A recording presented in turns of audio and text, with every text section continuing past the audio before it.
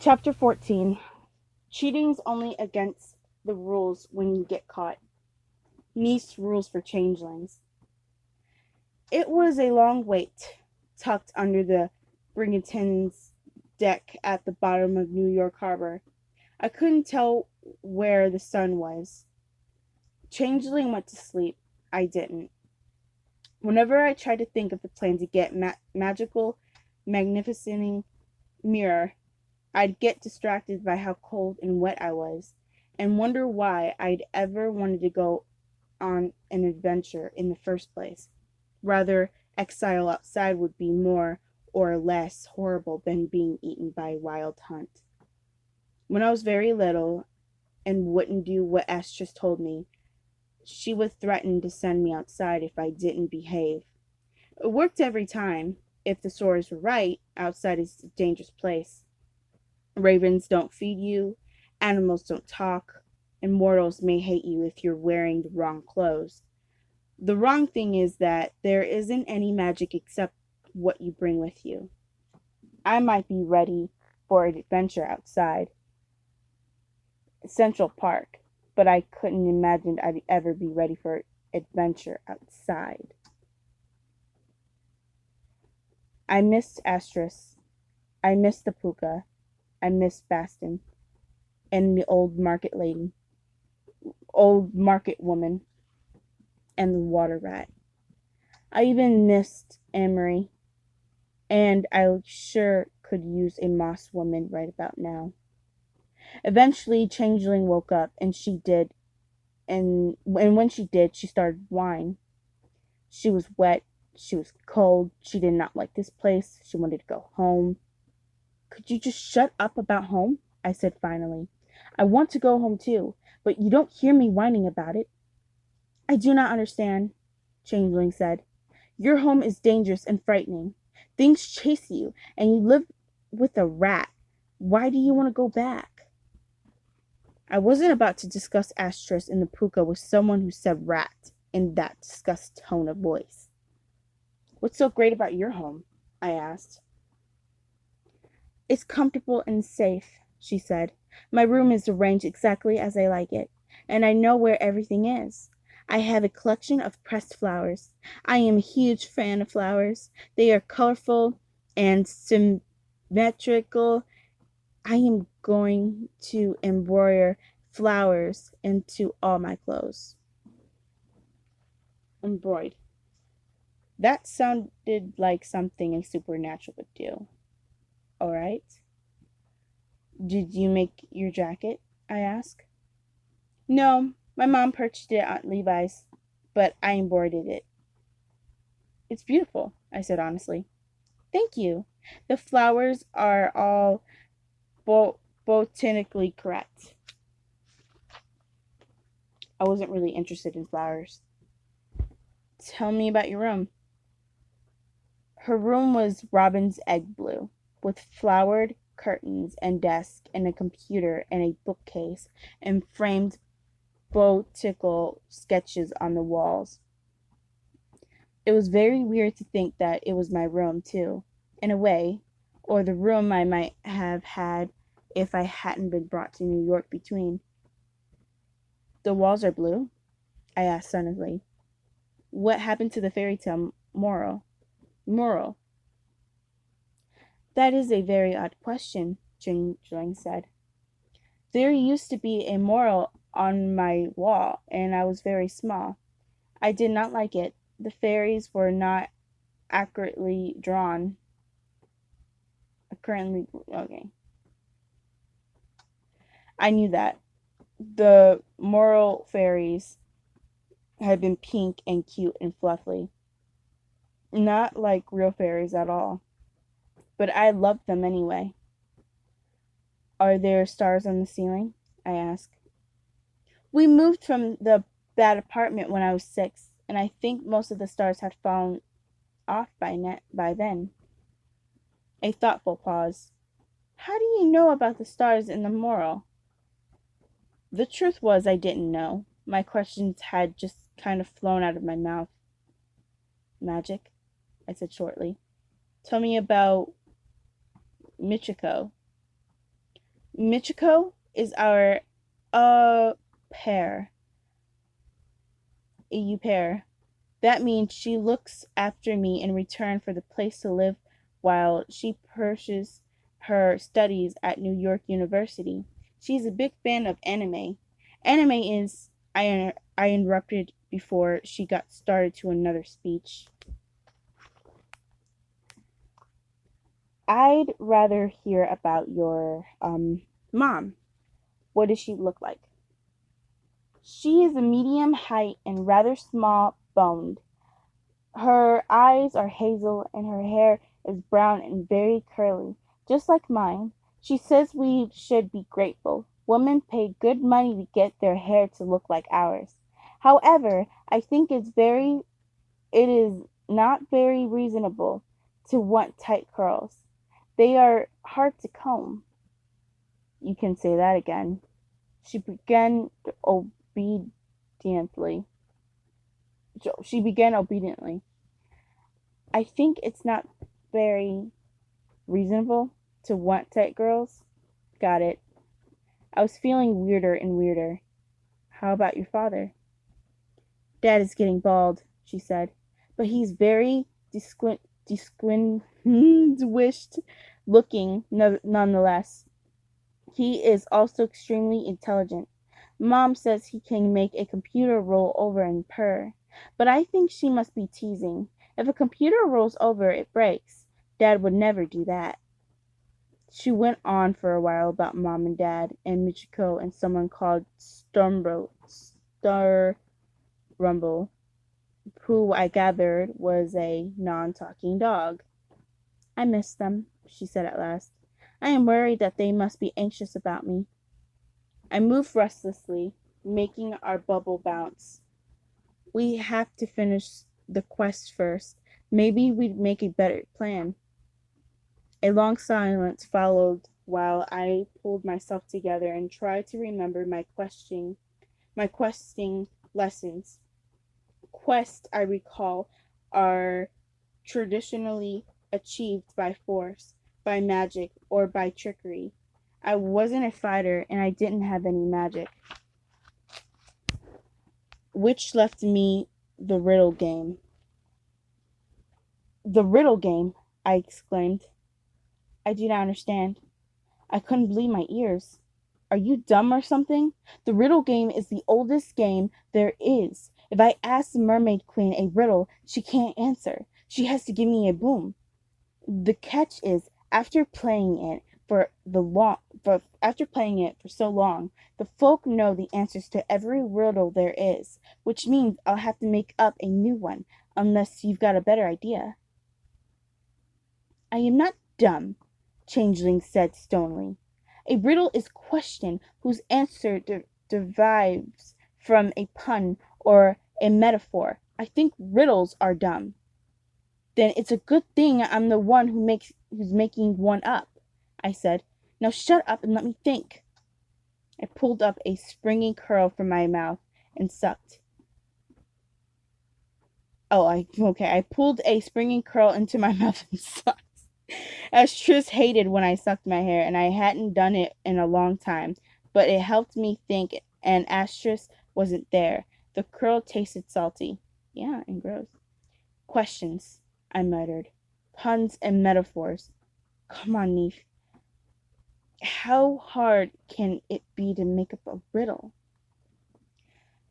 The answer to that, after I chewed through about half of an inch of my hair, was really, really, really hard. It took me a while just to work out that you had to think of an answer before you could figure out the clue, and then you had to turn into a poem, if possible. The best riddles have one-word answers. For obvious reasons, I kept thinking of things like dark and mud and boat and fish, which the Mermaid Queen would have been a total lame brain not to guess. What I needed was something totally land-based. In the end, the riddle came to me in a flash, question, answer, and all. I mulled it over for a while, changed it around so it could sound poetic. And then I said, I got the riddle, Changeling. You want to hear it? Riddles are dumb, Changeling said. Besides, someone is coming. How do you know? The water sounds different. I strained my ears until they ached, but all I heard was a slow, regular swishing and some deep voice throbs, and I thought had been there all along.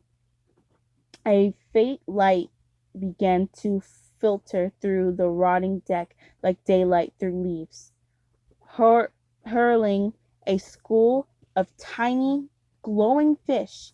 They were followed by 6 mermaids, who even tougher looking than the harbor garbage collectors. Their hair was short and stiff and prickly like spirally coral, and their fins were pierced and threaded with shiny brown cape. They wore tight black vests held together with big silver pins and tridents tattooed on their right arms. Without a word, they fitted a net around our bubble and maneuvered us out of the wreck like a chunk of extra large garbage. Then they towed us across the harbor with a light fish swimming ahead of us to show the way. I bounced from side to side, trying to see everything at once, while Changeling sat rigidly with her legs crossed and her eyes closed. Foolishly demired to see nothing at all. Like Central Park, New York Harbor was much busier at night. Mermen with green skin and spiny heads flirted with our merguards, who ignored them. Ugly, knobby, magical fish started up and gaped at us. They peeled off on their own business. I saw a troop of police sulkies skimming along the silly bottom and waved at them in case one of them was our friend. None of them waved back. After a while, I saw something huge drifting ahead. At first, I thought it might be another wreck, but as we got closer, the shape got clearer. I made out a long bag and cluster of tentacles that seemed to beckon us forward. We headed straight for it, and soon I saw straight into Kraken's cold blue eyes, its wicked curved beak open a wicked's cold beak opened a little, almost as if something was laughing at me. Then it turned its huge tentacles and shot up in a cloud of black ink. The bubbles bounced and spun, tossing Changeling and me around like pebbles in a bowl. Gradually, the water cleared. Greatly. We were heading straight towards a high wall. It was all rocky and gooey and stuck with rusty iron bars, and garbage. Not at all kind of place I expect a powerful genius to live. The Murguard steered our bubble into the dark slit that looked too skinny for it. There was a terrifying monster of blackness. The wall squeezing us like a pair of hands. Crushed up against me, Changeling screeched. I didn't blame her. We popped out of the slit into a shifting mass of huge rounded eyes and huge gulping mouths and huge sharp teeth. I didn't see a lot of arms, but I saw plenty of claws, and they were all pointed towards our bubble. It was like a wild hunt at the solstice dance, only wetter. I untangled myself from Changeling and tried to tune out her panic screeching. I couldn't pay attention to her now. I had a riddle game to play and a magical magnifying mirror to win. I cocked my chin in what I hoped was a heroic pose, and repeated my riddle under my breath. I was afraid it sounded pretty lame, but it was the best I could do. Anyway, it was a way too late to think of a new one. The sea folk scattered. The merguards towed us down the middle of the long hall between rows of tall, lumpy pillars. They were stuck with bright, shiny things. I think I saw Coke cans and something that looked like a bicycle fender, as well as a big silver tray and jewels, a lot of jewels. The jewel modify was continued by Mermaid Queen's throne. It was open shell, totally encrusted with jewels, and glittered and sparkled and sparked in the light fish glow like sun on ripple water. The bottom was lined with something pink and soft that cradled the Mermaid Queen in a shiny black pearl. I guess I expected the genius of New York Harbor to be like kind of green lady, only with fishtail instead of high-heeled boots. Someone beautiful and scary and proud. The Mermaid Queen was just scary. Under her black vest, her skin was solid tattoos from forehead tail tip. I made out a fish on each cheek, a black anchor on one arm, and a whale-like object that took up the entire side of her tail. Her fins were pierced with studs and rings. Her hair stood out around her like spiky orange crown around her middle, around the maid tuned into mirror. She wore a golden chain with a disc hanging from its like miniature moon. So far, my quest was complete success. I'd found the queen and I found her magical magnifying mirror. Now all I had to do was get it away from her. My mouth was dry and my brain even drier. I wished as hard as I could that the puka would appear and help me out. Needless to say, nothing happened. The Mermaid Queen blinked her round, black eyes and waved her fin lazily. "Word is you're on a quest," she said. "You want to tell me about it?" I bowed, which isn't all that easy to do when you're standing in a bubble. "Say something, Neef," I told myself. "Anything." "Greetings, great queen of New York Harbor," I croaked. Nice tattoos." "I know," the Mermaid Queen said. Want to see my submarine dance?" She floated up from her throne and sent a long ripple through the thing I thought was a whale. "Cool," I said weakly. "It's a nuclear sub," the Mermaid Queen said, settling back down. "I know all about the submarines, you know. I know everything. I know how the currents run and the shallow shift. I know when a ship is heading into the New York Harbor and what her tonnage is and what her curtains eats for breakfast. Captain eats for breakfast." She gave me a fishy look and I pulled myself together. "You do? Wow, that's way more than Green Lady of the Central Park knows." The Mermaid Queen twirled the mirror in its chain. "You better believe it, sister. If it is happening, or if it's happened, or if it's been written down anywhere I can see, all I have to do is ask, and my mirror shows it to me. So, what's the story with this quest?" She frowned at me, pleading the trident tattoo on her forehead.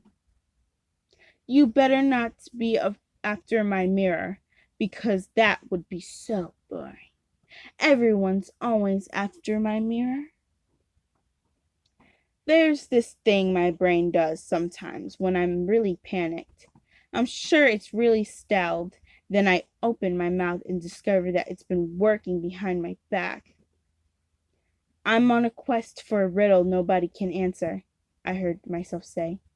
I think I've got one, but I can't tell unless I try it out. Since you know everything, I thought I'd ask you.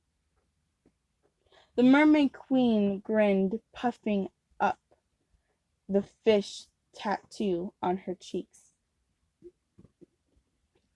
I don't work for free, you know. What's it worth to you?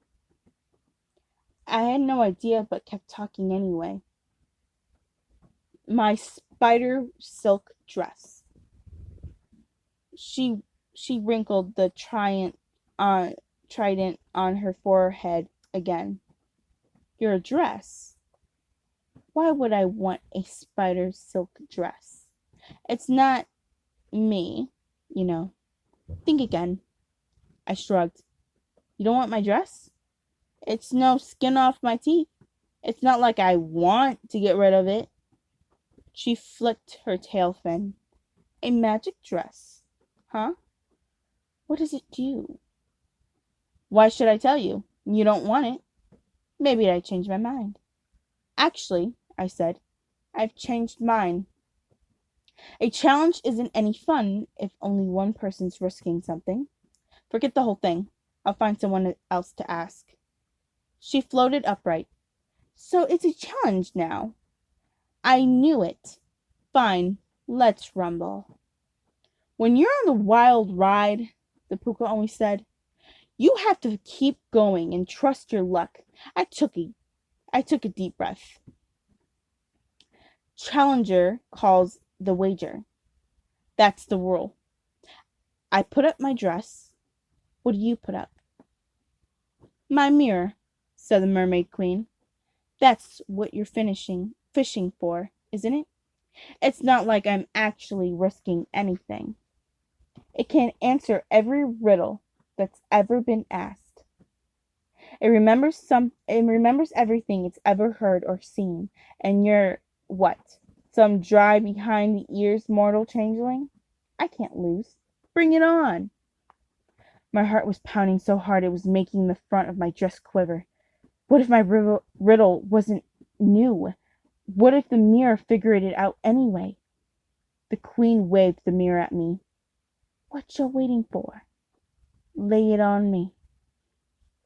I took a deep breath of the magic-smelling air. Needle, feet, feather pelt, candle's eyes, engine belly. Who am I? The mermaid queen scrunched her face first to one side and then the other, doing hideous things to her fish on her cheeks. I don't remember hearing that one before, she said, surprised. Run it by me again. I repeated. She lifted the mirror and whispered at it, then peered into it intently. I held my breath while she frowned, whispered some more, tapped on the frame, looked again, lowered the mirror to help her scaly lap. You gotta give me 3 guesses, she said. I wanted to say no. Boy, did I want to say no. But something told me it would be a mistake. Sure, I said. Take your time. Is it a tugboat with icebreaker on front? I was so relieved. I had to bite the inside of my cheek to keep from laughing. No, it's not a tugboat. She looked down at the mirror. A subway? I didn't know what a subway was, but I did know it wasn't the answer to the riddle. Nope. More whispering and tapping. I bounced between terrified and hopeful so many times that I didn't even know how I felt anymore, except ready for this one to be over. Give up? I asked. No, she snapped. I don't. Did you make this up? Yes. That's cheating, the Mermaid Queen said hopefully. No, it's not. Do you give up? No! She waved her tail fin so hard the bubbles scrubbed backwards. I lost my balance and fell. Changeling had quieted down, but when I sat on her, she started screeching again. I heard the merguard snickering as I got to my feet. Okay, the mermaid queen said. I got it. My heart jumped into my mouth. You think you're real smart, don't you? She sneered. Well, you can just take off that dress and get ready to swim to shore. The answer to your riddle is the clock in the Grand Central Station, and the one with the eagle on it. I swallowed my heart again. No, I said. It isn't. Oh, no? Then what is it? I don't have to tell you. Her fishy eyes got narrow, and her lips lifted just enough to show sharp tips of her teeth. Shark poop. How do I know your riddle even has an answer, huh? If it doesn't, you're a cheat and a liar, and I'm not allowed to drown you. Wait, and I'm allowed to drown you. She looked wistful. I haven't drowned anybody in ages, not up close and personal. She unpinned the top safety pin, holding her vest together, tested the point to her fingertip, which bled in cloudy halo of dark blood. You wish, I said. Ready? The answer of the riddle is a cat. A cat? The mermaid queen darted upright. You're making that up. Cats aren't like what you said. I've seen cats. They're soggy and limp. Only if they're drowned, I said. Live cats are soft and furry, and they purr. Ask your mirror if you don't believe me. Not surprisingly, the mermaid queen was a sore loser. She argued about cats, the form of the riddle, the terms of the bargain. After a while, I was tempted to give up and call it draw, just so she would shut up.